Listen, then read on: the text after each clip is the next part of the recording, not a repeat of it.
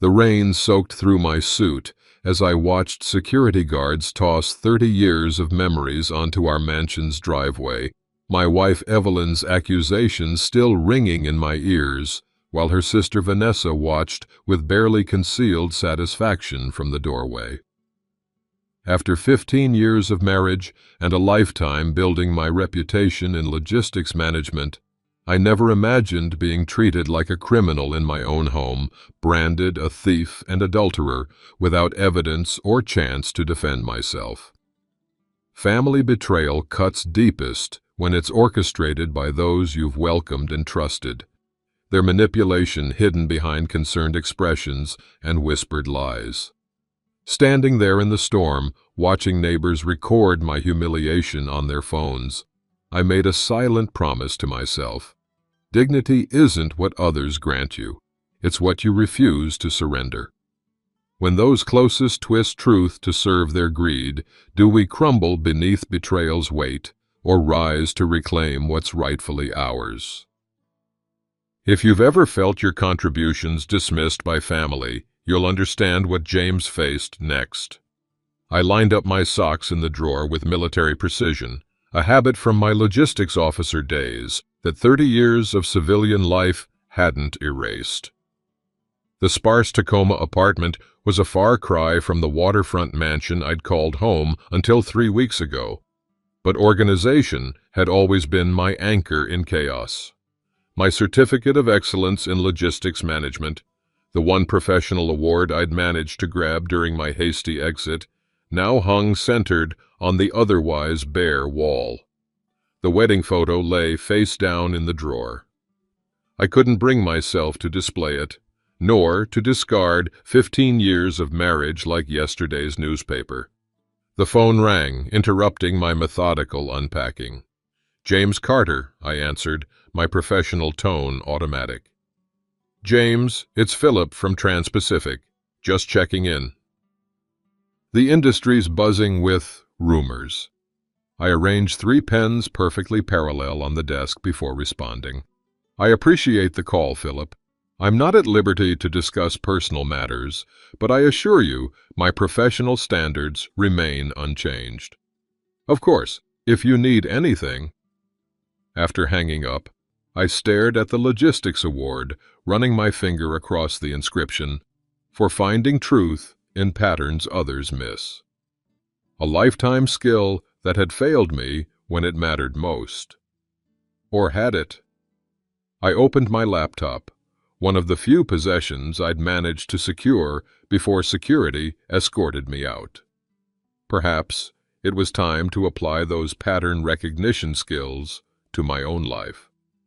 Chicago, 2009. The corner office view of Lake Michigan sparkled through floor-to-ceiling windows as Walter Kensington, CEO of Midwest Logistics Solutions, extended his hand. "Operations Director for our entire Western Division, James." Corner office, substantial salary increase, and the chance to build something spectacular. His handshake was firm, confident. "We need your answer by Friday." My phone vibrated. "Evelyn." I excused myself to take the call. "James, you won't believe it."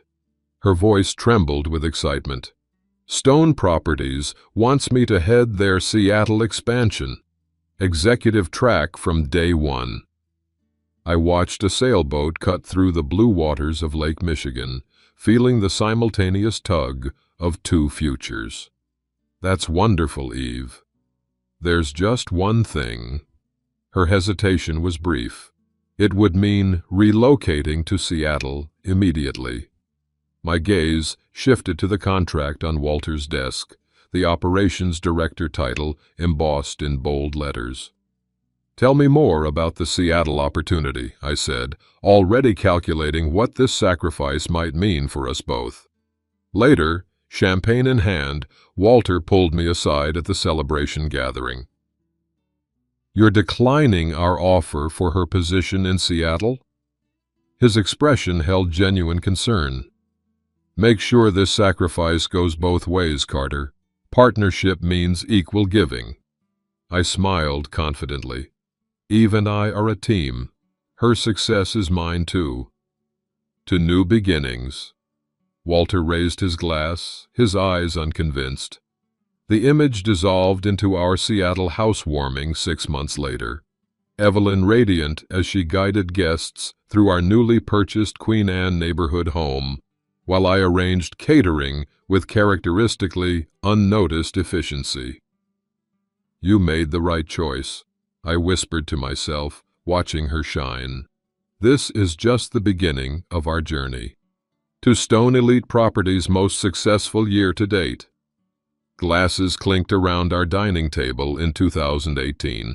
Evelyn glowing at the head, now CEO, after an impressive ascent.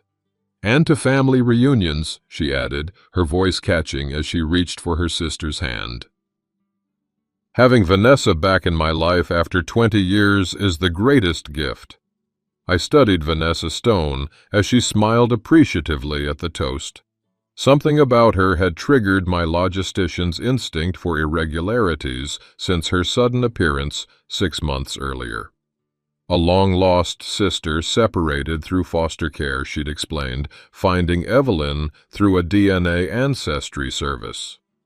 Your home is absolutely magnificent, Vanessa commented, eyes scanning the waterfront mansion that had replaced our starter home. The art collection alone must be worth more than most people earn in a lifetime. James manages our finances, Evelyn said proudly. He has quite the eye for appreciating assets. Vanessa's smile tightened almost imperceptibly.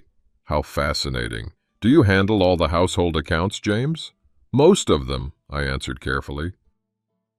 Evelyn focuses on growing the business.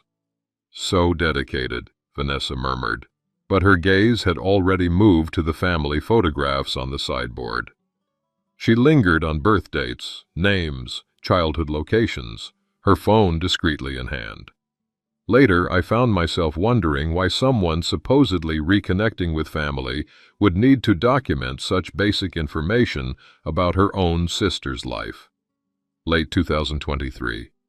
The home office had become my sanctuary, dual monitors displaying household accounts and investment portfolios I'd managed with characteristic precision throughout our marriage. Frowning, I toggled between screens.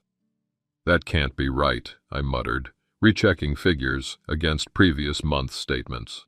More coffee? Vanessa appeared at the doorway, startling me. Her visits had evolved from occasional to near daily, her presence in our home as consistent as furniture. Thank you, I said, accepting the cup while discreetly minimizing the screen showing unusual transfers from our joint account. Still reconciling accounts? Her tone carried subtle derision. Evelyn mentioned you spend hours on these spreadsheets. Just being thorough. Later that evening, I showed Evelyn the discrepancies. These withdrawals don't match any of our regular expenses. Nearly $12,000 last month alone. She barely glanced at the screen, distracted by quarterly reports. I needed funds for a potential investment opportunity. I mentioned it. I don't recall. James, she sighed. Not everything requires discussion. You're becoming obsessive about these accounts. The word stung. It's not obsessive to track unexplained expenses. You're overthinking things as usual, Vanessa chimed in from the doorway. I hadn't realized she was listening. Evelyn works incredibly hard. She doesn't need to justify every business decision. Evelyn nodded appreciatively at her sister. Exactly. Now can we please talk about something else? Later that night, checking my work email, I noticed an anonymous complaint had been filed questioning my expense reporting. The phrasing caught my attention. Discrepancies between you and I. The same grammatical error appeared in Vanessa's handwritten birthday note to Evelyn, just between you and I. A coincidence, perhaps. But logistics had taught me that coincidences, like statistical anomalies, often reveal patterns when properly examined. My Tacoma apartment walls had transformed into an investigation center. A large calendar displayed color-coded events, blue for password changes to accounts I'd previously accessed, red for canceled joint appearances, yellow for Evelyn's emergency business trips that coincided with major family or social events. I stepped back, studying the emerging pattern. The shift began gradually after Vanessa's arrival, but accelerated dramatically in the past 3 months. Every changed password, every canceled dinner, every cold interaction had a common thread. My phone buzzed with a voicemail from Evelyn's assistant. "Mr. Carter, as requested, your office access has been deactivated and personal items boxed." I hadn't made any such request. Maria, our longtime housekeeper, had called earlier. "Mr. James, I shouldn't say this, but Miss Vanessa has been asking strange questions about your schedule, your friends, where you keep important papers." The timeline revealed a critical acceleration point: Vanessa's discovery of suspicious emails on our shared home computer, emails I had never written, discussing affairs and financial improprieties I had never committed. I marked the date with a heavy red circle. The manufactured evidence had appeared exactly 2 days after I'd questioned the unusual account transfers. Checking my watch, I straightened my tie. The Northwest Business Leadership Gala started in an hour, my first public appearance since the expulsion. If I wanted answers, I needed to understand how far the character assassination had spread. Crystal chandeliers illuminated the hotel ballroom where Seattle's business elite gathered for the annual fundraiser. For 15 years, Evelyn and I had attended together, her on my arm, or, more recently, me on hers. Tonight, I entered alone. Conversation stuttered as I approached. Former colleagues offered awkward half-smiles before finding urgent reasons to refresh their drinks. A table where I'd been welcomed for years suddenly had no empty seats. I positioned myself near the service entrance, where staff conversations carried more truth than the polished veneer of the main floor. "That's him, the one whose wife caught him stealing from the company," whispered a young server to another. "I heard he was sleeping with competitors too," came the reply. Richard Blackwell, head of the Chamber of Commerce and a 20-year acquaintance, approached with practiced concern. "James, unexpected to see you here. How are you? Managing?" "I'm well, Richard. Surprising how quickly 15 years of marriage can be erased by unfounded accusations." Discomfort flickered across his face. These situations are always complicated. Indeed, especially when they involve forged evidence. Richard's eyes darted away. "I should greet the mayor. Excuse me." As he retreated, I noticed the waitstaff watching our interaction. One older server nodded slightly in my direction, a small gesture of support in a room that had decided my guilt without evidence. Across the room, a familiar face caught my eye. Jennifer Hayes, my former administrative assistant at Stone Elite, slipped a business card into my hand as she passed. On the back, "We should talk. Cafe Analog, 10 a.m. tomorrow." Cafe Analog sat 6 blocks from Stone Elite headquarters, far enough to avoid casual encounters with current employees.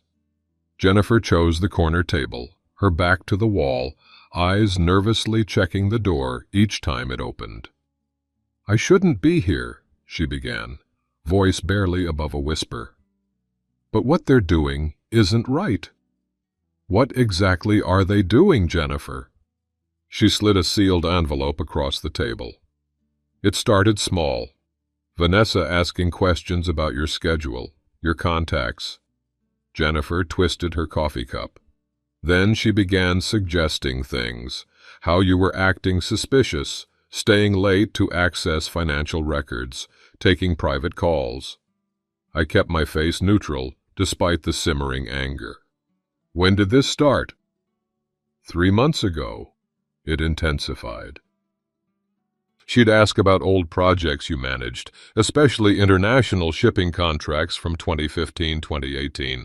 Said Evelyn was concerned about irregularities. The timeline matched perfectly with my calendar markings. The final straw was when she asked me to find emails proving you were meeting competitors. Jennifer's voice hardened. I refused.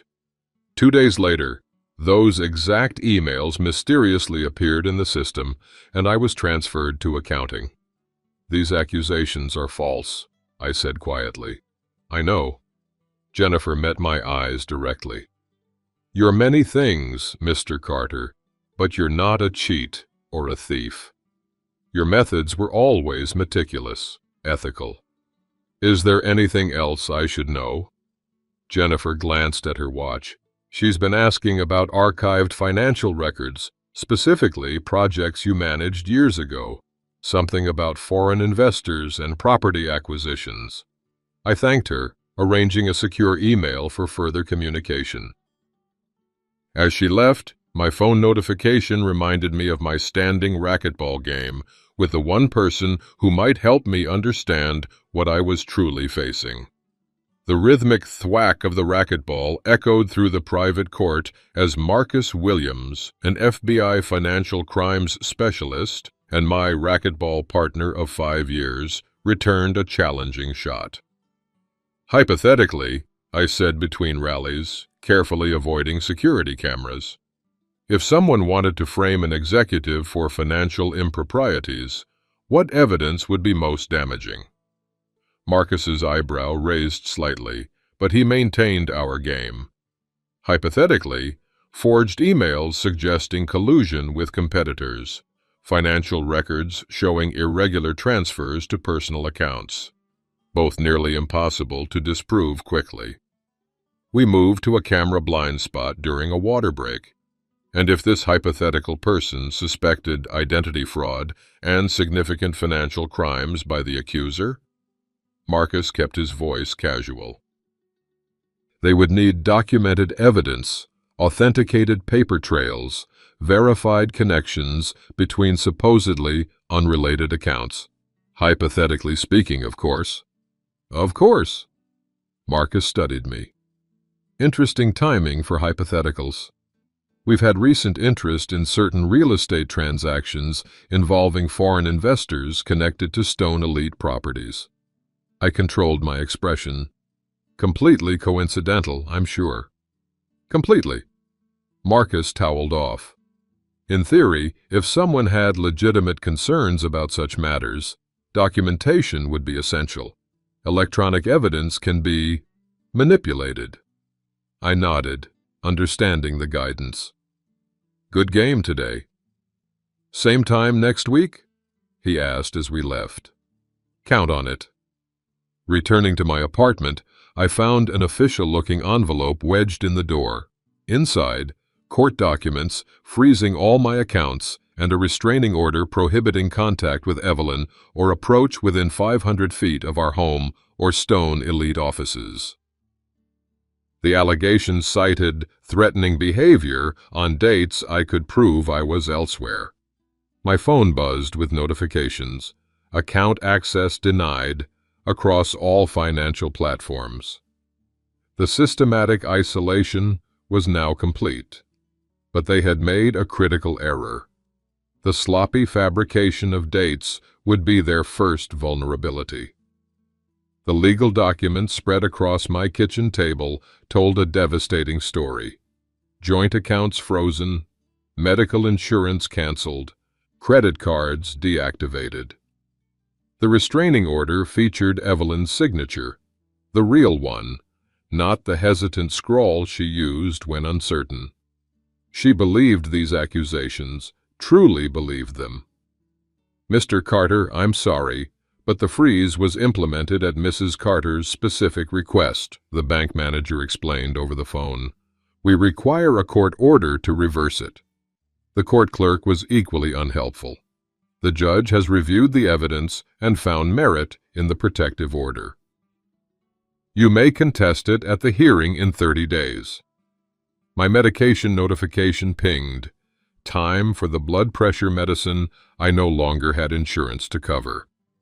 The restraining order detailed threatening behavior on 3 specific dates: February 12th, March 3rd, and April 18th.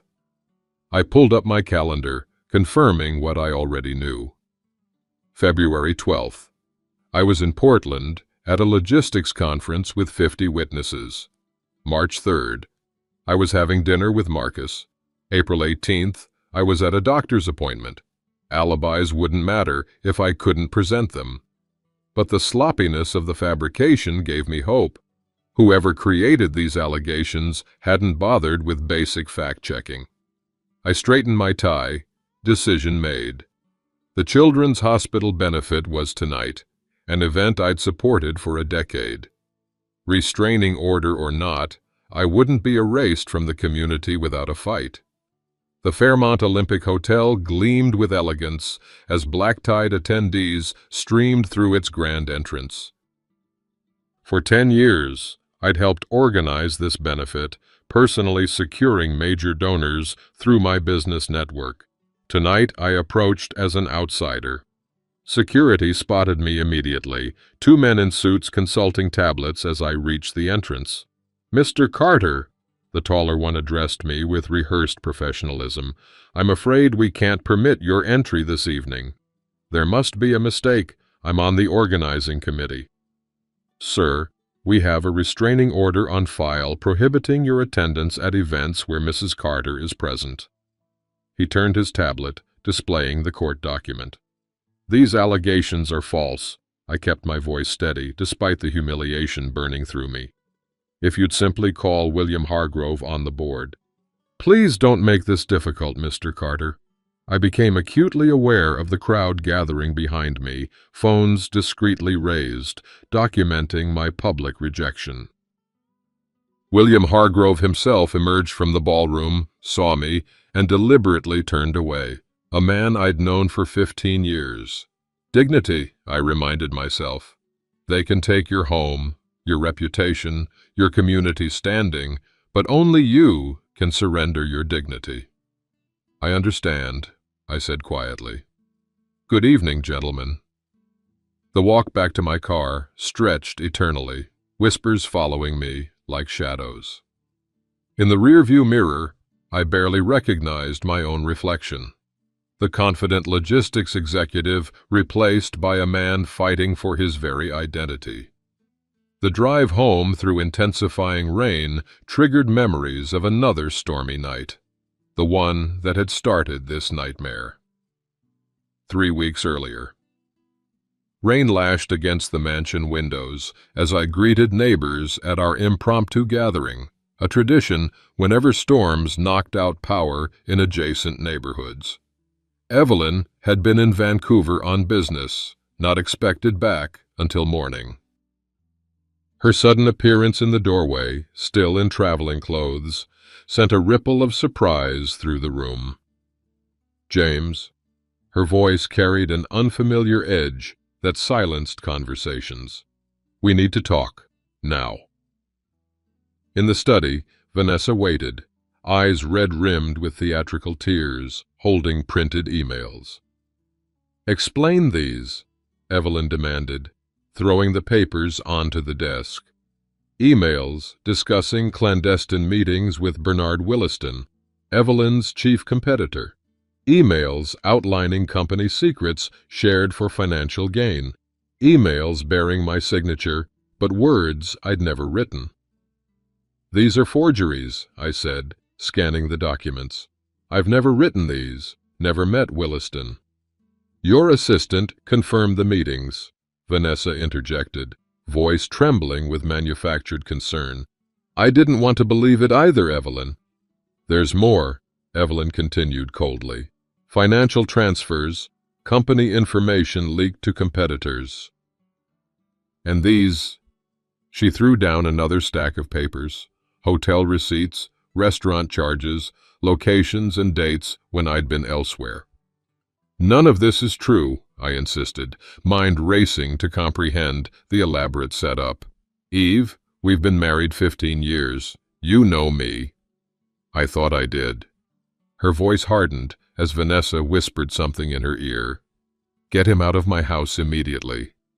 Security appeared, men I'd hired, now escorting me through my own home as neighbors watched in shock. The last image before the door closed. Vanessa's arm around Evelyn, satisfaction poorly disguised as comfort.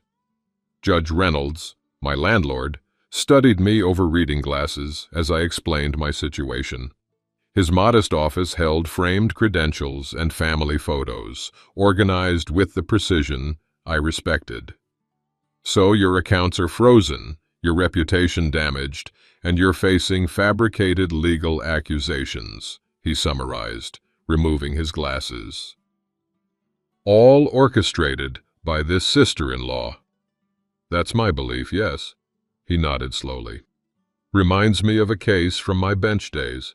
Wealthy businessman, second wife, manipulated him against his children from his first marriage. By the time the truth emerged, relationships were irreparably damaged and millions lost. How was the truth uncovered? I asked. Documentation, he replied firmly. Irrefutable evidence that couldn't be dismissed as hearsay or emotion. Financial records, communication patterns, verified timelines. Rain continued outside, but for the first time in weeks, I felt a glimmer of hope. I have a friend, Judge Reynolds continued, Eleanor Williams, forensic accountant, specializes in family financial disputes. Uncovered a similar scheme in the Westbrook inheritance case last year.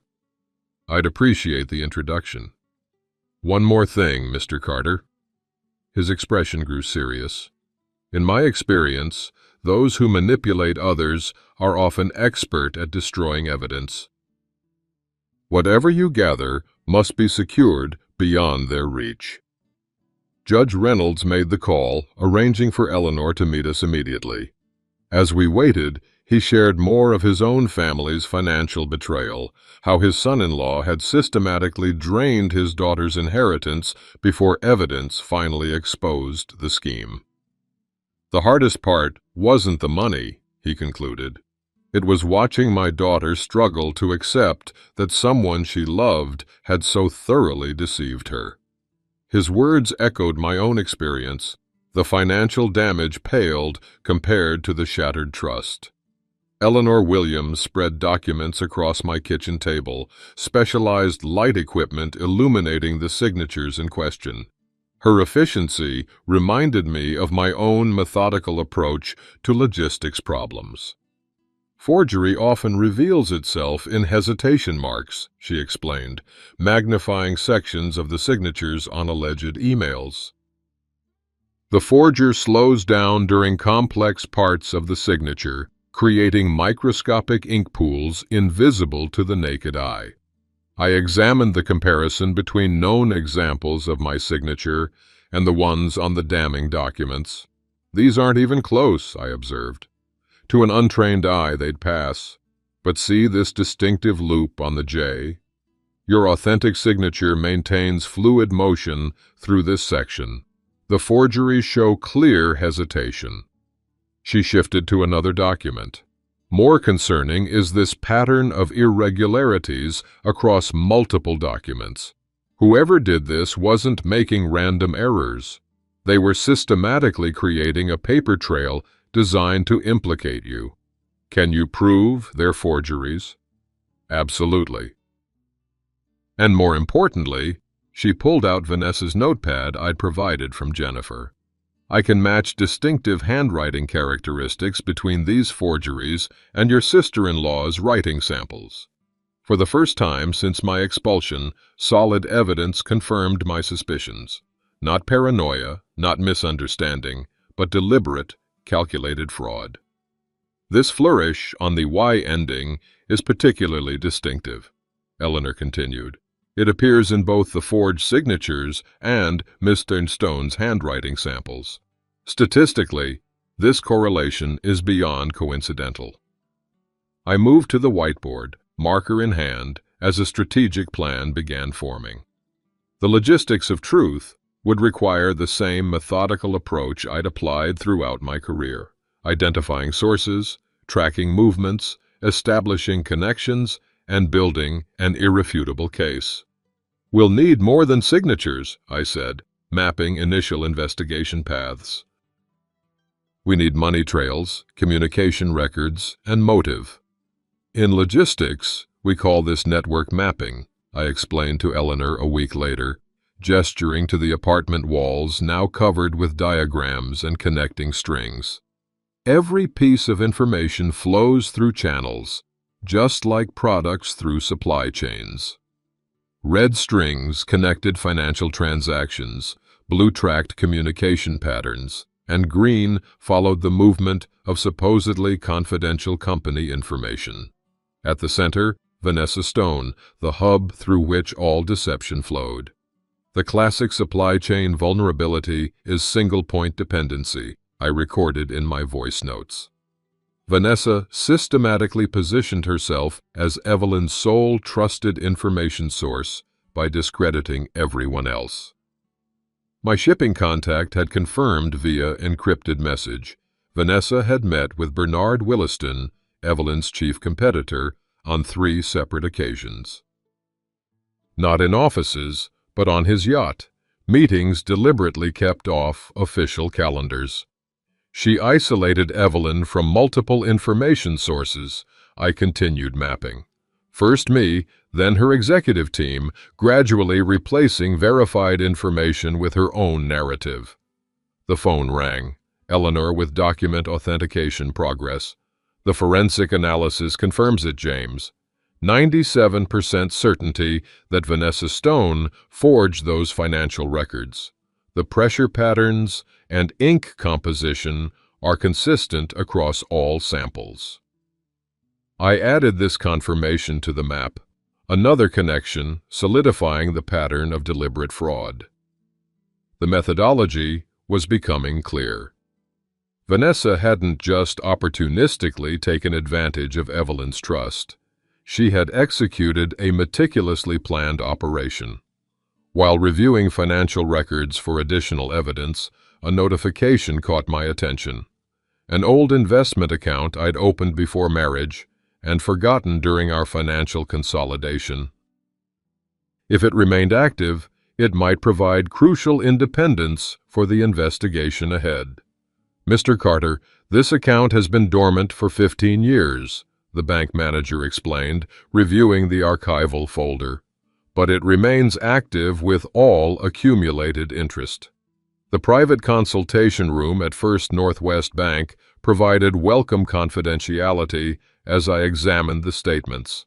What had begun as a modest investment had grown significantly through automatic reinvestment. "Can you confirm this account's privacy protections?" I asked. "It's separate from any joint accounts with my wife." "Completely separate," she confirmed. "This predates your marriage and has no associated authorized users." The account balance wasn't enormous, but sufficient to fund the investigation and sustain me during the legal battle ahead. Financial independence, the first step toward reclaiming agency.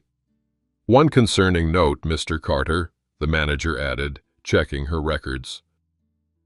"There was an attempted access to this account 2 weeks ago. It failed authentication, but someone was definitely trying to locate your assets." Another piece of the puzzle. Vanessa hadn't just been destroying my reputation. She'd been hunting for any resources I might use to defend myself. "I'd like to update the security protocols on this account," I said, "and establish a new checking account with no connection to my previous financial institutions." As I left the bank, my secure phone buzzed with an encrypted message from Rodrigo, my international shipping contact. "Found something. Need to meet. Old Pier Restaurant, 2 p.m. The hidden account had been my first small victory. Perhaps Rodrigo had discovered another. The dockside restaurant offered both privacy and enough public exposure to discourage anything untoward. Rodrigo Mendez, my former shipping coordinator, now working with international maritime partners, chose a corner table with clear sight lines to all entrances. "This is dangerous, Mr. Carter," he said after we ordered, eyes constantly scanning the room. "But I owe you for the Singapore intervention." He slid a folder across the table. Inside, photographs of Vanessa meeting Bernard Williston aboard his yacht, documents clearly visible on the table between them. "These meetings began 6 months ago," Rodrigo explained quietly. "At first, industry gossip suggested a romantic connection. Then my contacts at Pacific Shipping noticed information leaks, routes, client lists, contract details, all belonging to Stone Elite." I examined the photographs carefully. The documents visible showed unmistakable Stone Elite letterhead. "The timeline matches exactly," I confirmed. Each major information leak preceded a significant market advantage for Williston's company. "There's more," Rodrigo continued, lowering his voice further. "The last meeting included discussion of property acquisitions, specifically properties managed by Stone Elite for foreign investors. This expanded the scope beyond personal betrayal or corporate espionage to potentially international financial crimes." "Can you get me copies of the shipping manifests for these properties?" I asked. "Already done." Rodrigo tapped the folder. "But be careful, Mr. Carter. These transactions involve people who don't appreciate scrutiny." I thanked him, securing the evidence before checking my phone. An urgent message from Eleanor. "Discovery in Vanessa's financial records. Meet at Reynolds's immediately." The case was building faster than anticipated. As I left the restaurant, I couldn't help but notice a black sedan with tinted windows parked across the street, a reminder that I wasn't the only one tracking these connections. Judge Reynolds's private study had become our secure command center. Eleanor Williams spread financial documents across the large oak table, while Michael Chen, the IT specialist from Stone Elite, who had grown suspicious of system access patterns, established secure communications. Marcus joined us, careful to establish he was present as a friend, not in any official capacity. "We've uncovered a multi-layered scheme," I began, updating the team on Rodrigo's information. "Corporate espionage connecting Vanessa to Williston is now documented." Eleanor jumped in, professional and precise. "The financial trail is even more concerning. I've identified a pattern of transfers, money moving from Stone Elite management accounts through shell companies, eventually reaching offshore accounts controlled by Vanessa under a different name." "The digital evidence supports this," Michael added, showing access logs. "Vanessa's credentials were used to access secure servers containing proprietary client information. The access occurred after hours, focused specifically on foreign investor accounts." Marcus listened carefully before speaking. "Hypothetically, this pattern suggests more than simple corporate espionage. The involvement of foreign investment properties raises concerns about potential money laundering. I organized the evidence into categories: personal fraud against me, corporate espionage against Stone Elite, and potential international financial crimes. Each required different documentation standards and approached the case from different angles. Our strategy must be comprehensive," I explained. "We need redundant evidence streams so that if one approach is blocked, others remain viable." As we coordinated roles and secure communication protocols, Marcus received an alert on his phone. His expression tightened as he read the message. "Large transfers initiated from Stone Elite accounts to several international destinations," he reported. "The movement has triggered automated monitoring systems. The timing created new urgency. Vanessa was accelerating her endgame, perhaps sensing the investigation. We needed to move faster than anticipated." "Michael, can you get us authorized access to Stone Elite headquarters?" I asked. I can override security for the executive floor, he confirmed, but we'll need a legally defensible reason to be there.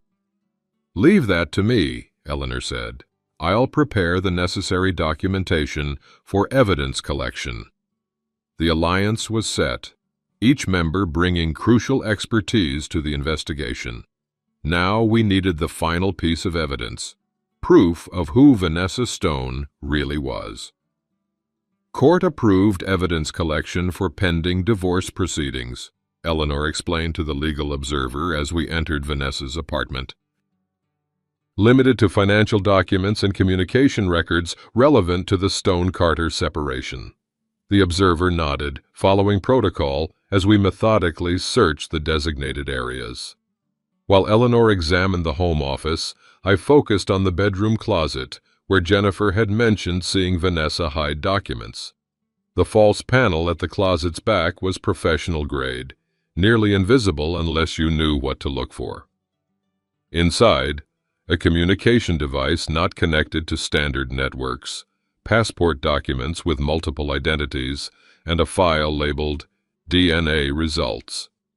Document this, I told the observer, carefully extracting the contents according to proper evidence protocols. The DNA results told a stunning story. Tests comparing Vanessa's DNA with Evelyn's, clearly showing no familial relationship.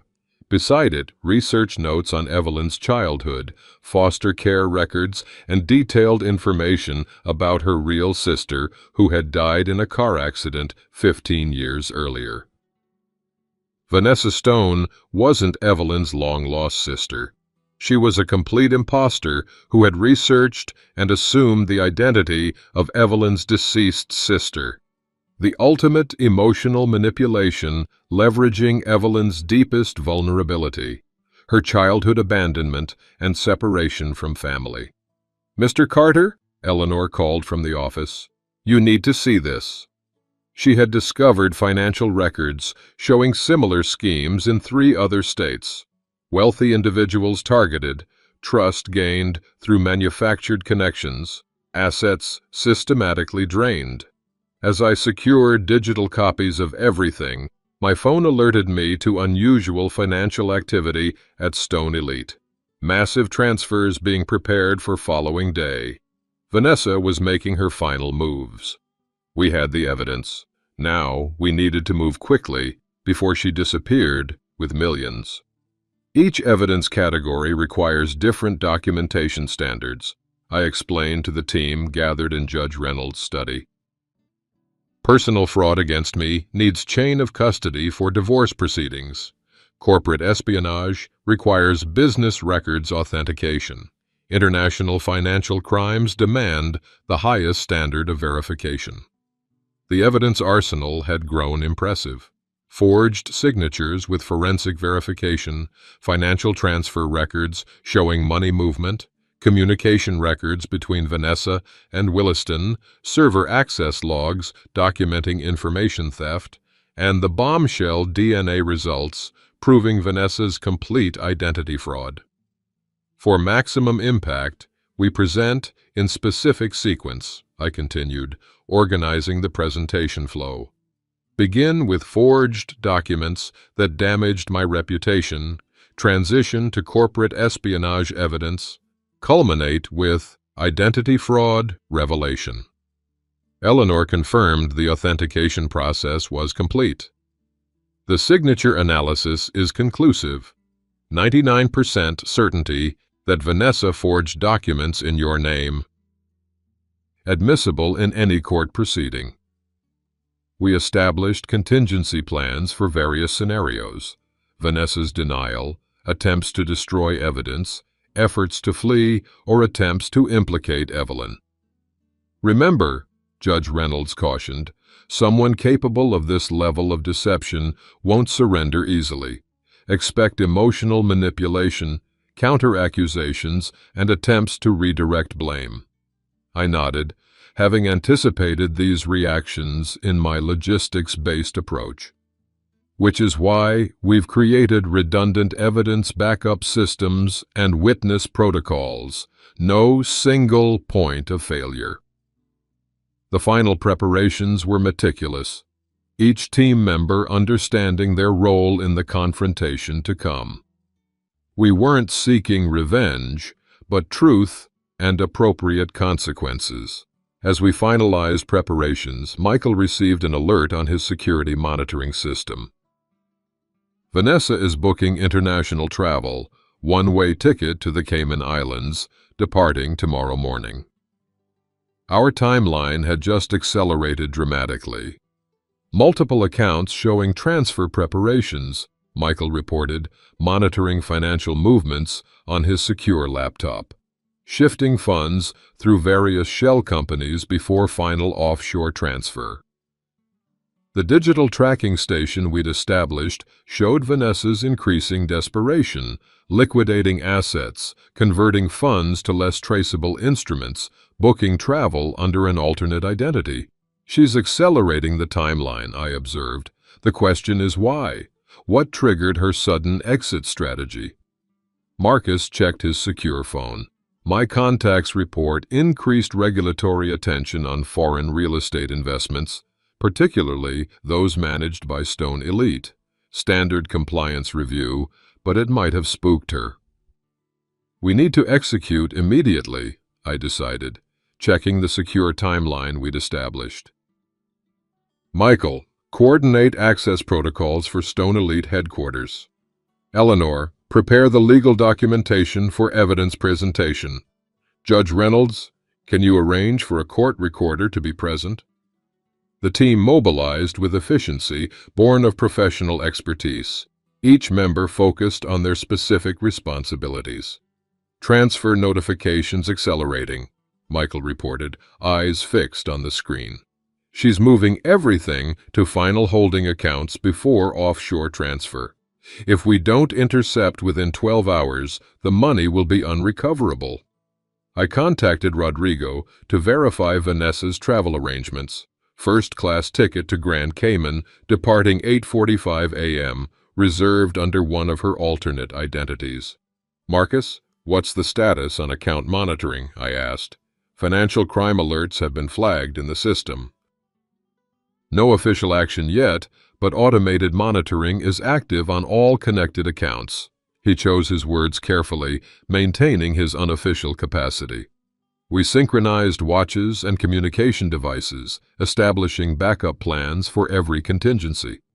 The confrontation would occur at Stone Elite headquarters at 9:00 a.m., catching Vanessa before her flight, while ensuring Evelyn and the executive team would be present for the quarterly planning meeting.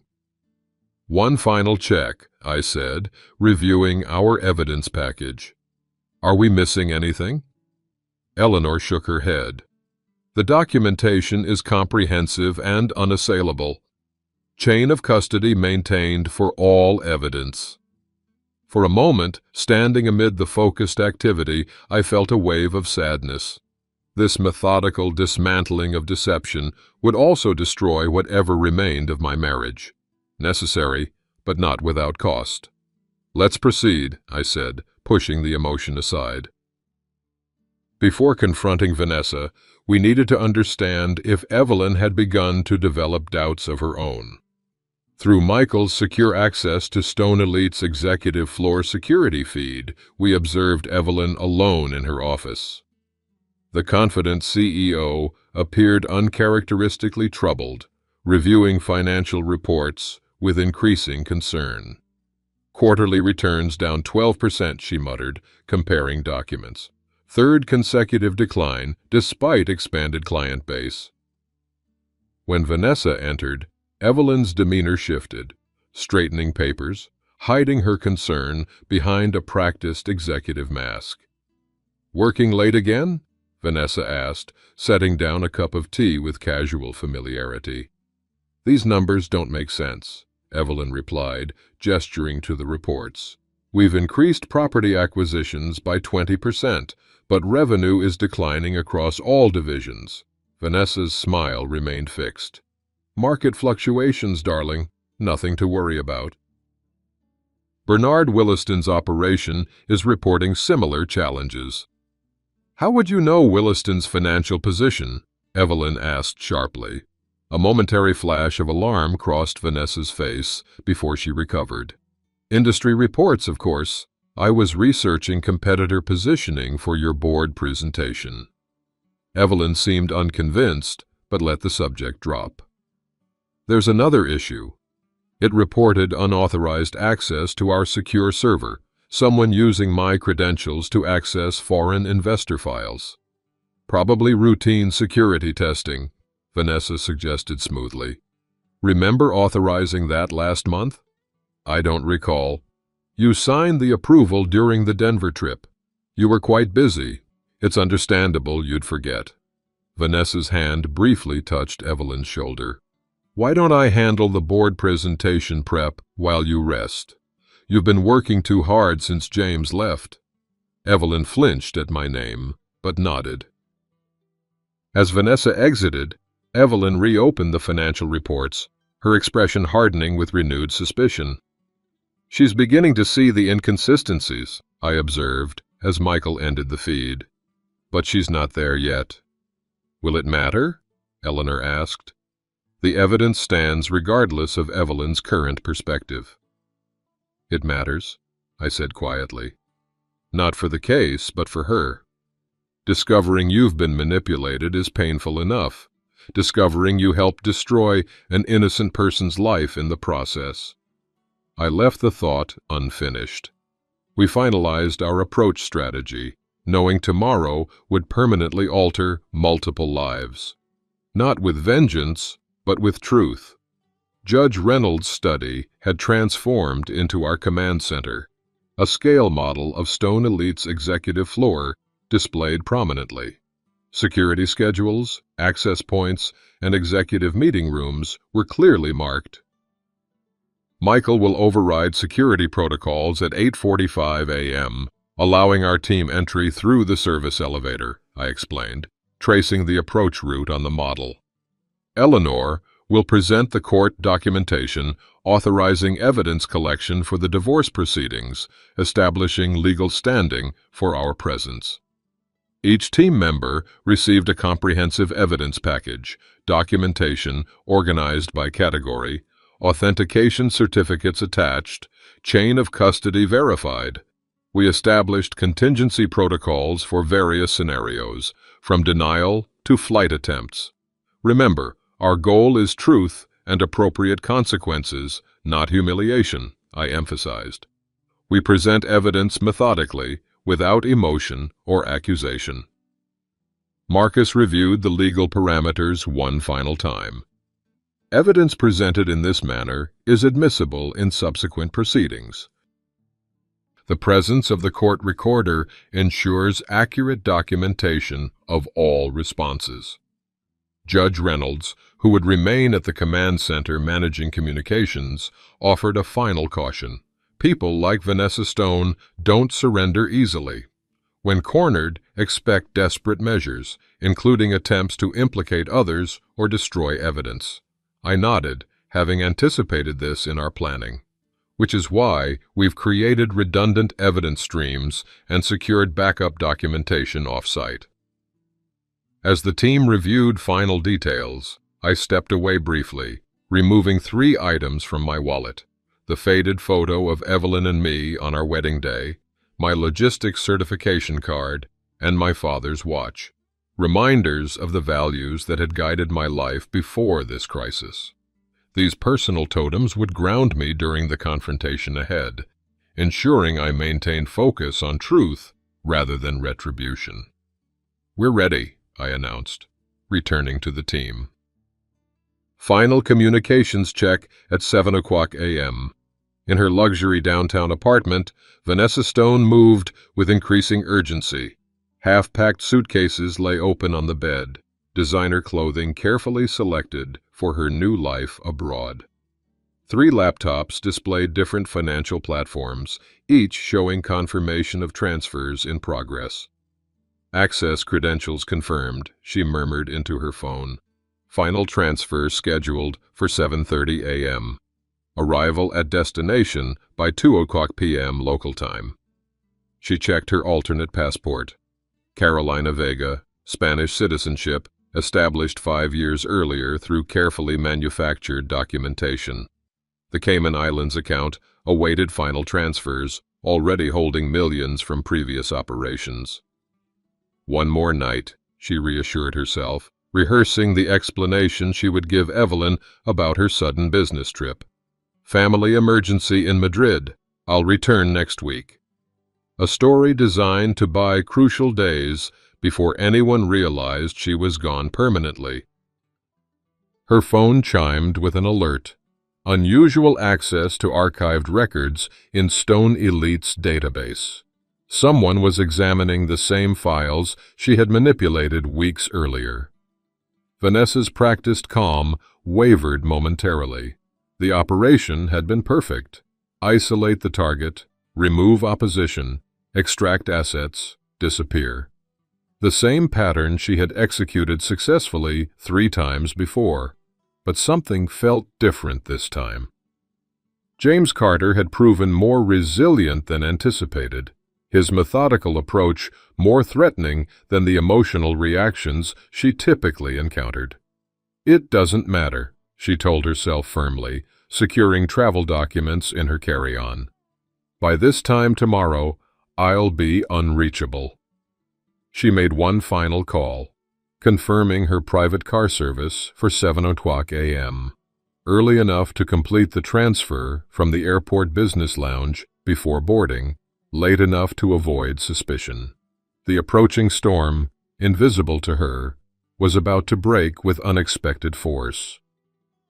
Stone Elite Properties' glass tower reflected the morning sun as our team approached at precisely 8:45 a.m. Eleanor led with the legal documentation, Michael managed electronic access, and I carried the evidence portfolio, maintaining professional composure despite the circumstances.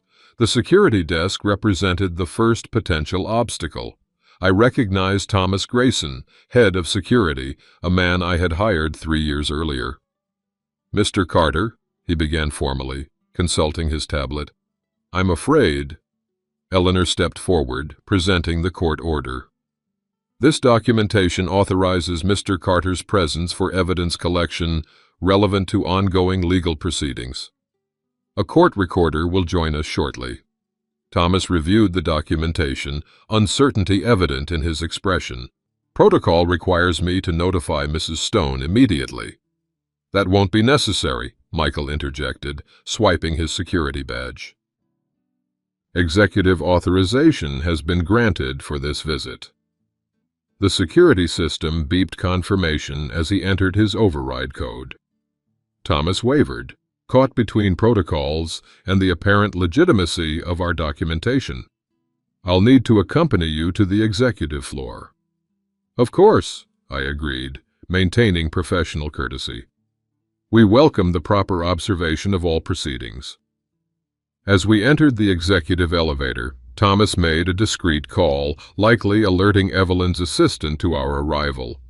The confrontation would begin sooner than planned, but our preparation accounted for such variables. "Remember," I reminded the team quietly, "methodical presentation, emotional control, focus on evidence rather than accusation." The elevator doors opened to the executive floor, where Evelyn's assistant Catherine stood blocking the conference room entrance, expression alarmed. "Mrs. Stone is in a quarterly planning meeting and cannot be disturbed," she stated firmly. "Catherine," I acknowledged her with professional courtesy, "what's about to happen is necessary and legally authorized. Please don't place yourself in a compromising position."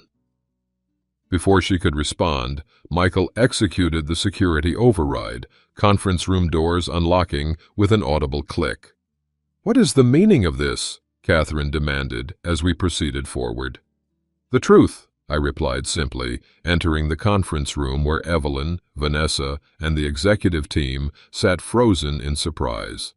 The quarterly planning meeting halted mid-sentence as we entered, expressions ranging from shock to outrage around the conference table. Evelyn stood abruptly, composed, but visibly angry. "This is completely inappropriate," she stated coldly.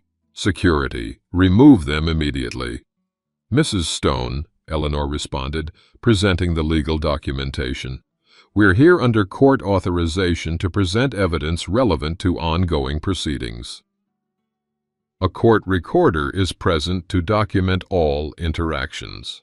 Vanessa remained unnaturally still, eyes calculating as she assessed the situation.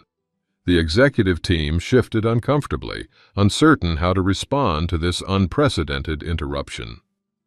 Whatever you believe you're doing, James, this is not the venue, Evelyn said, struggling to maintain her executive composure. I respectfully disagree, I replied, connecting my evidence portfolio to the conference room's presentation system.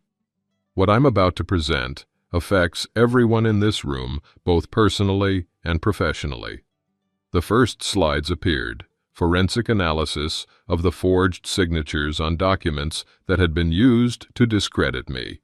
Eleanor provided expert commentary on the authentication process and statistical certainty of forgery.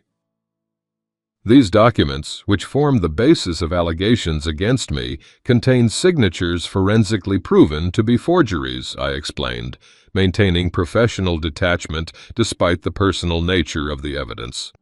Evelyn's expression shifted from anger to confusion as she examined the detailed analysis. This doesn't prove. The next section addresses financial irregularities, I continued, advancing to documentation of unauthorized transfers and account manipulations. These records show systematic movement of funds from Stone Elite accounts through various shell companies, ultimately reaching offshore destinations. The executive team leaned forward, professional concern overriding the awkwardness of the situation. These revelations affected their company directly. This is absurd, Vanessa finally spoke, voice controlled but eyes darting to the exit. Evelyn, he's clearly fabricated this so-called evidence in some misguided attempt at revenge. The documentation authentication certificates are included in your packets, Eleanor addressed the room. All evidence maintains proper chain of custody and forensic verification.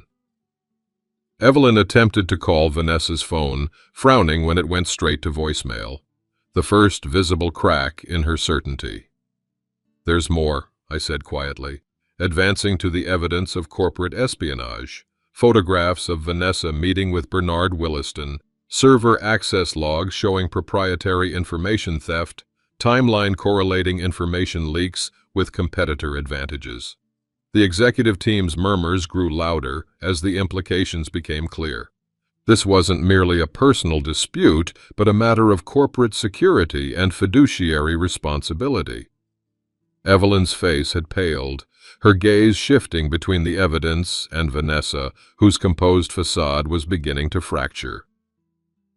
I'd like to speak with my sister privately before this continues, Evelyn requested, voice unsteady. I'm afraid that's not possible at this point, I replied gently, preparing to reveal the final evidence, because Vanessa Stone is not your sister. The conference room fell silent as I displayed the DNA test results and identity documentation. These DNA analyses conclusively prove that Vanessa Stone has no biological relationship to Evelyn, I explained, maintaining professional tone despite the personal devastation this revelation represented. Further documentation reveals a pattern of similar identity fraud in 3 other states, targeting wealthy individuals through manufactured personal connections. Vanessa's composure cracked completely, her practiced charm replaced by calculating desperation. This is ridiculous. Evelyn, you can't possibly believe these obvious forgeries. The DNA testing was conducted by 3 independent laboratories, Eleanor interjected. The statistical certainty exceeds 99.9% that no biological relationship exists. Evelyn stared at Vanessa, decades of executive training failing to mask her growing horror. Is this true? Of course not. Vanessa attempted to recover, reaching for Evelyn's hand, which was sharply withdrawn. "This is James manipulating evidence, just as he manipulated company funds. Remember the transfers we discovered? The meetings with Williston?" I advanced to the final slides. Documentation of Vanessa's research into Evelyn's real sister, who had died years earlier, the constructed backstory, the careful gathering of personal details that had made her deception so convincing.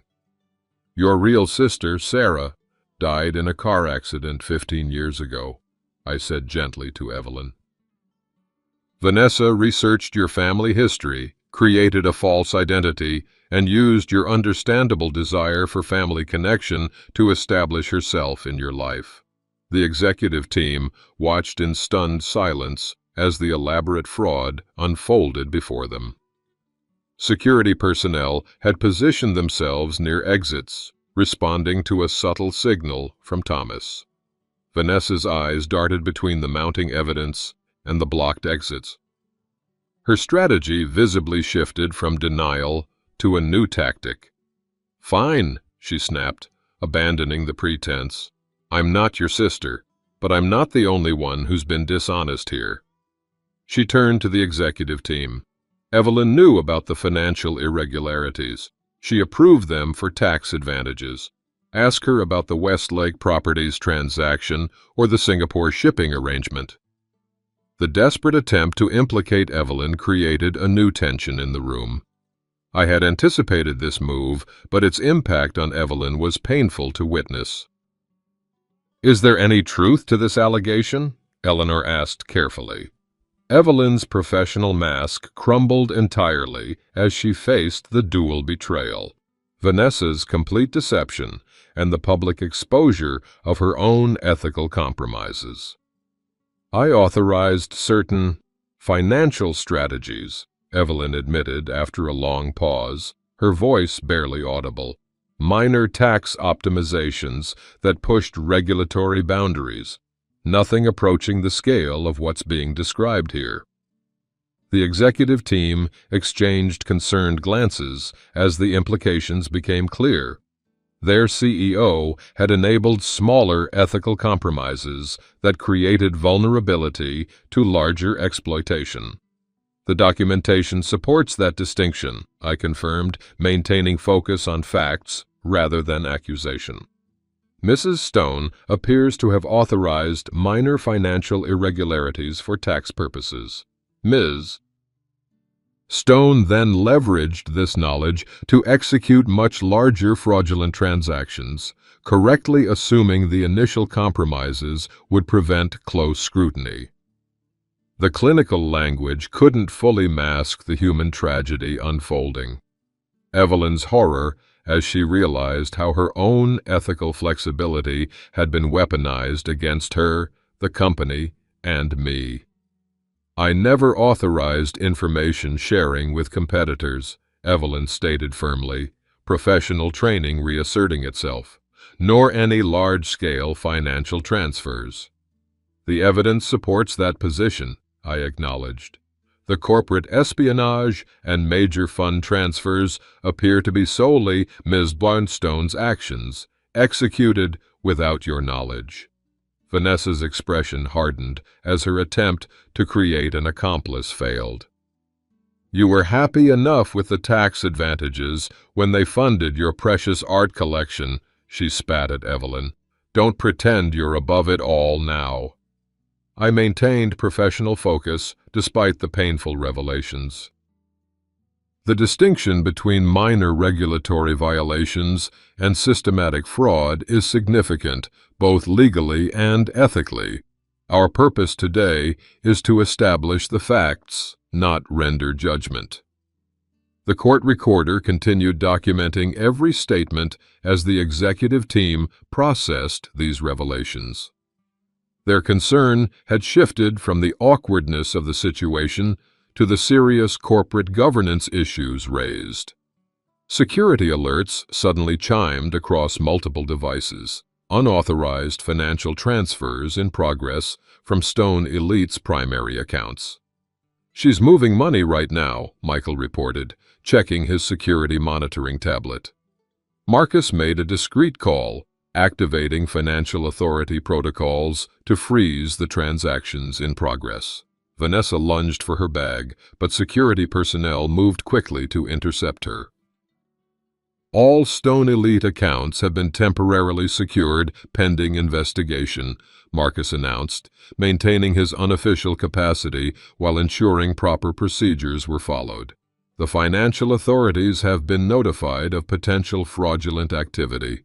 Vanessa's calculated composure had completely dissolved, replaced by the raw panic of someone seeing years of careful planning collapse in minutes. "You can't do this," she hissed, struggling against security's professional restraint. "I have rights. This is illegal detention." "No one is detaining you," I clarified calmly. "However, the evidence of financial crimes has been properly reported to authorities who may wish to speak with you." Evelyn had retreated to her executive chair, physically distancing herself from Vanessa while processing the cascading revelations.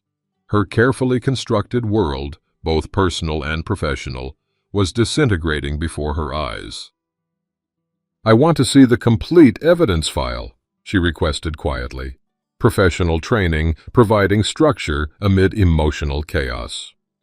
Of course, Eleanor provided a comprehensive copy, properly documented for legal proceedings. All authentication certificates and chain of custody documentation are included. The executive team had shifted into crisis management mode, their loyalty to the company overriding personal connections as they assessed the damage and necessary responses. "We'll need to notify the board immediately," the CFO stated, already drafting communications, "and prepare a strategy for client assurance." Vanessa made one final desperate attempt, addressing Evelyn directly. "Everything I did was for us. Williston was going to undercut you completely. I was protecting our interests." "Our interests?" Evelyn's voice cut like steel. "You're not my sister. You're not family. You're a fraud who exploited my greatest vulnerability for your own gain." The elevator chimed, announcing the arrival of federal agents responding to the financial crime alerts. Their presence transformed the corporate drama into a matter of legal consequences. As Vanessa was escorted out for questioning, her final glare in my direction contained no remorse, only rage at having her scheme dismantled by the very person she had worked so methodically to destroy. In the momentary quiet following her departure, Evelyn and I shared a single look across the conference room. Acknowledgement of the truth revealed, but no restoration of what had been lost between us.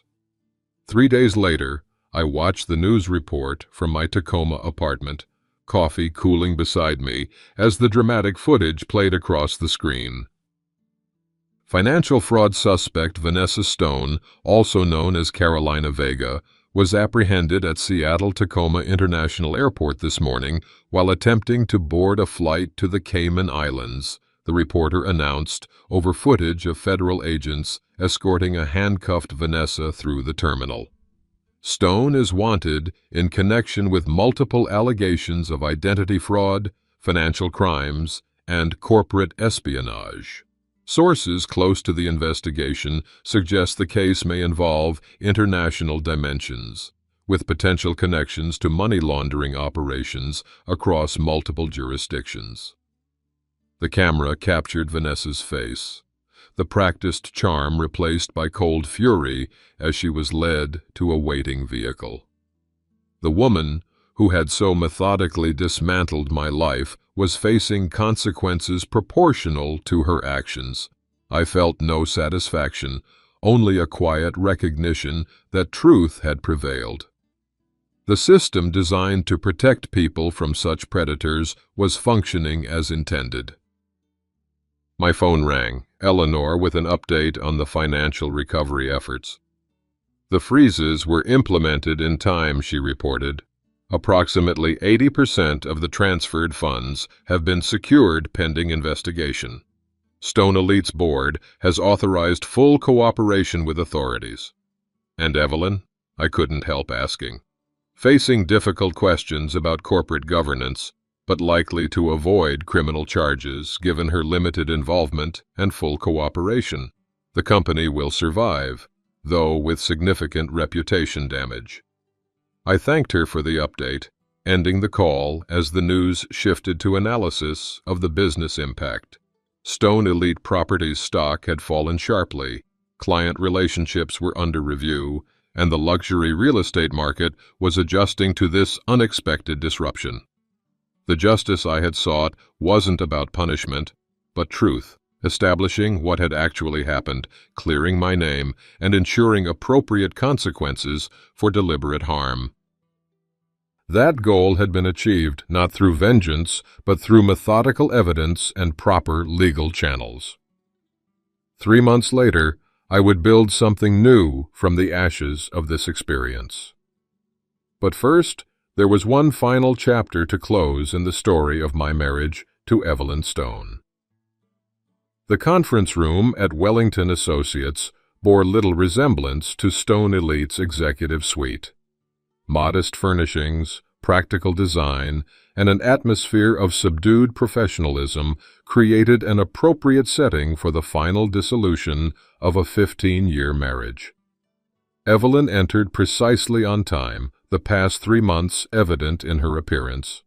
Still elegant, still composed, but carrying the visible weight of public scandal and professional crisis. Her company had survived, but diminished. The mansion sold at auction, the client list reduced, her reputation permanently altered. "James," she acknowledged me with a slight nod, taking her seat across the table. Our respective attorneys exchanged pleasantries while we maintained professional distance. The divorce settlement had been negotiated without acrimony. I had requested only what was demonstrably mine before the marriage, plus fair compensation for career opportunities declined. No punitive demands, no public accusations beyond those necessary to establish the truth.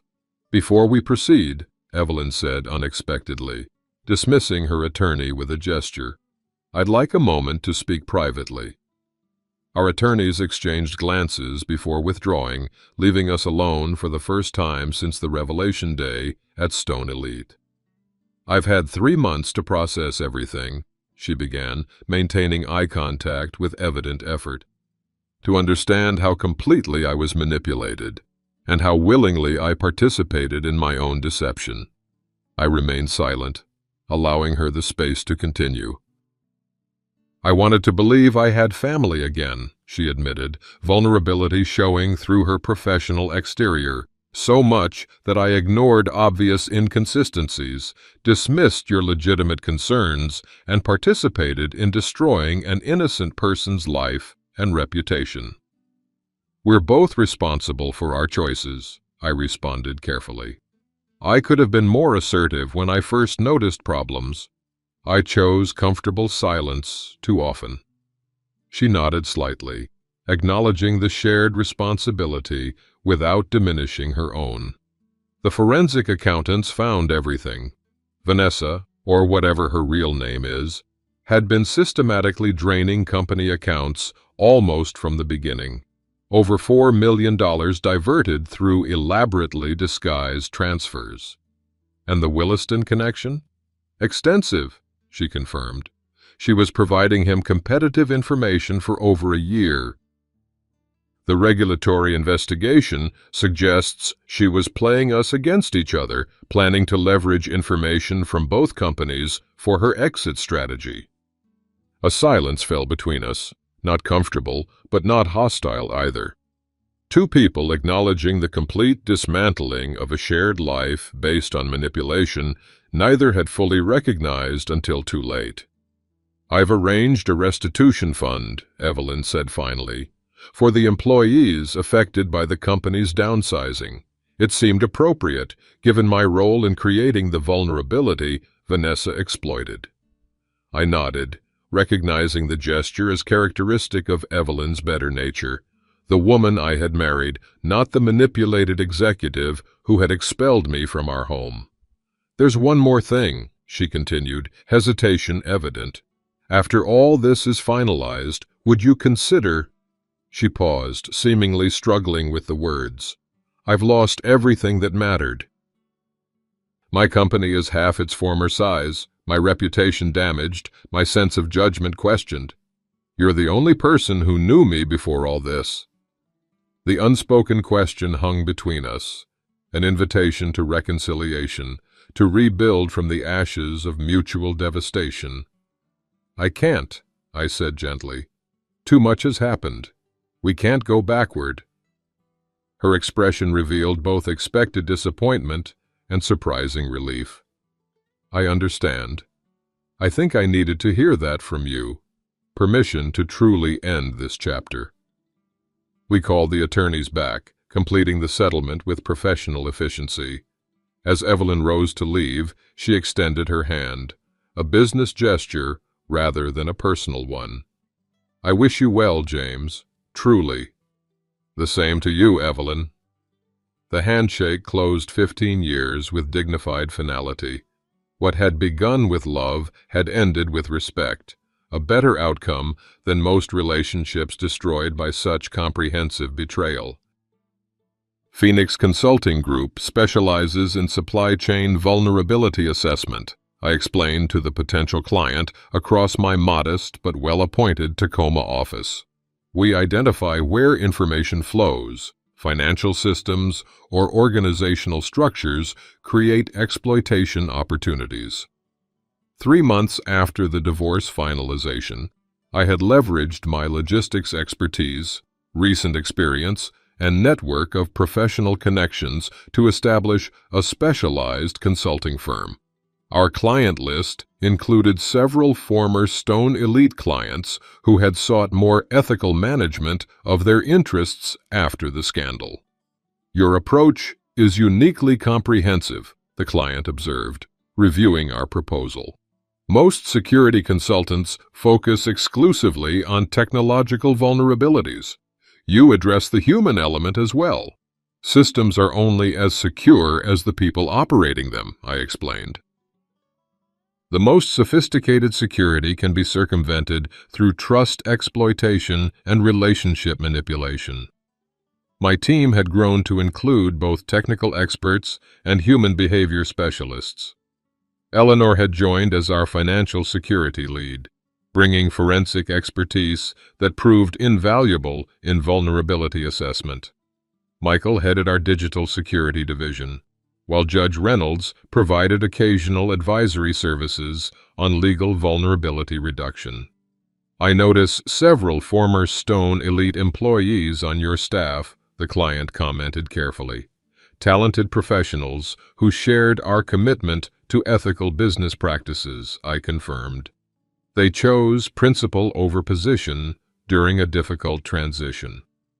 The Phoenix Consulting offices occupied a renovated historic building with views of Commencement Bay, more modest than Stone Elite's glass tower, but with a solid foundation that seemed appropriately symbolic.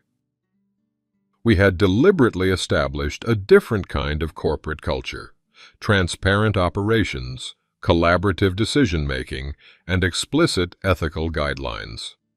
After the client departed, I reviewed our current projects with Eleanor, who had become both colleague and friend through our shared experience.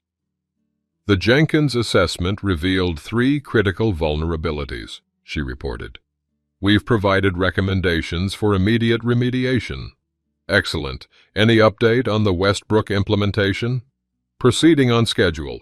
Their team has been remarkably receptive to the governance changes." Our business model had proven successful beyond initial projections. Companies increasingly recognized that financial and information security required more than technical solutions. They needed comprehensive vulnerability assessment that included human factors, relationship dynamics, and ethical boundaries. "There's something else," Eleanor added, hesitation evident. "Vanessa Stone's trial date has been set. The prosecutor's office requested our potential availability as expert witnesses. I nodded, having anticipated this development. We'll provide whatever factual testimony is required. No more, no less. The woman now facing trial for multiple federal charges was no longer central to my life, a chapter closed rather than an ongoing preoccupation. The justice system would determine appropriate consequences without my emotional investment in the outcome. "One more thing," Eleanor said, sliding a file across the desk. "The background check on Michael's recommendation for the new analyst position. Thought you might want to review it personally." The candidate was Jennifer Hayes, my former administrative assistant who had provided crucial early evidence during the investigation. Her career at Stone Elite had stalled after the scandal, despite her ethical choices. "Schedule an interview," I decided immediately. People who choose truth over convenience are exactly who we need. October 2024. The conference room at Phoenix Consulting hummed with activity as our expanding team prepared for the Northwestern Business Ethics Summit, where I would deliver the keynote address. 1 year had passed since the stormy night of my expulsion from a life I had thought secure. "The advance registration exceeded capacity," Michael reported, reviewing the event logistics. "They've moved to a larger venue." The invitation to speak about maintaining integrity through crisis had come as a surprise, recognition from the business community that had once shunned me based on manufactured evidence. My journey from accused to authority on ethical business practices represented a restoration I had never specifically sought, but welcomed nonetheless. As the team discussed presentation details, my attention was caught by a news alert on the wall-mounted screen. Vanessa Stone, sentenced to 10 years in federal prison for fraud, identity theft, and corporate espionage. The team fell silent, aware of the significance, the final legal consequence for the woman who had orchestrated so much damage. "Justice served," Eleanor commented quietly. "Proportional consequences," I corrected gently. "Not revenge, just appropriate accountability." The distinction mattered to me. Throughout the investigation and aftermath, I had maintained focus on truth rather than retribution, a principle now central to Phoenix Consulting's approach to vulnerability assessment and ethical business practices. The news continued with a smaller update. Stone Elite Properties had completed restructuring under new leadership, Evelyn Stone having stepped down as CEO while retaining board membership. The company continued at reduced scale, but with stronger governance controls and ethical guidelines. Life had moved forward for all involved, consequences proportional to actions, new beginnings emerging from painful endings. Later that evening, reviewing my keynote notes in the quiet office, I contemplated the journey from devastation to rebuilding. The loss had been real: a marriage, a home, a position, a reputation temporarily destroyed. But what had emerged proved more authentic and ultimately more valuable. A business built on genuine, ethical principles, relationships based on demonstrated character rather than convenience, and a hard-won wisdom about human nature. The award that had once hung on my apartment wall for finding truth in patterns others miss now occupied a modest place in my office, a reminder that professional skills can serve personal integrity when properly applied. The invitation to the Ethics Summit lay beside it, a different kind of recognition, not for corporate success, but for maintaining dignity through crisis and emerging with principles intact. Tomorrow, I would share that journey with others, not as a victim seeking sympathy, but as a professional offering valuable insight born of experience. The Phoenix metaphor embodied in our company name had proven apt, new life emerging from what had appeared to be complete destruction. Some might view my current position as diminished compared to my former association with Stone Elite's wealth and prestige. But as I prepared to address business leaders about maintaining integrity through crisis, I recognized the profound truth. Dignity isn't measured by external trappings, but by internal adherence to principles that matter. The storm had revealed, not created, the true character of everyone involved. And in that revelation, I had found not just recovery, but transformation. The rain falls differently now. Where once it reminded me of humiliation on a mansion driveway, today it symbolizes cleansing and renewal, nature's perpetual cycle of ending and beginning. When family betrayal strikes, we discover the true foundation of our dignity, not in others' validation or material success, but in the unwavering commitment to truth and principle that no external force can take unless we surrender it ourselves. The most painful lesson from my journey wasn't learning that people can deceive. We all know this intellectually. Rather, it was recognizing how our own unacknowledged desires create vulnerability to manipulation. Evelyn's longing for family connection and my desire to maintain comfortable status both contributed to our exploitation. Understanding our psychological blind spots proves as crucial as securing our financial assets or information systems. Many of you reading this have experienced betrayal's bitter sting, the shocking discovery that someone you trusted completely has methodically undermined your life's foundation. That moment of recognition feels like absolute destruction, as if nothing will ever be whole again. But I've learned that crisis doesn't create character. It reveals it. The storm strips away pretense, leaving only what's authentic. And sometimes what remains proves stronger and more valuable than what was lost. True dignity isn't something others can take. It's something only we can surrender. By maintaining principle through crisis, responding to deception with truth rather than vengeance, we discover strengths we never knew we possessed. Our worth isn't determined by others' treatment, but by our own response to betrayal. What boundaries have you needed to establish to protect your self-worth? What difficult truths have you faced that ultimately led to greater authenticity? The phoenix rises not despite the fire, but because of it. So might we all.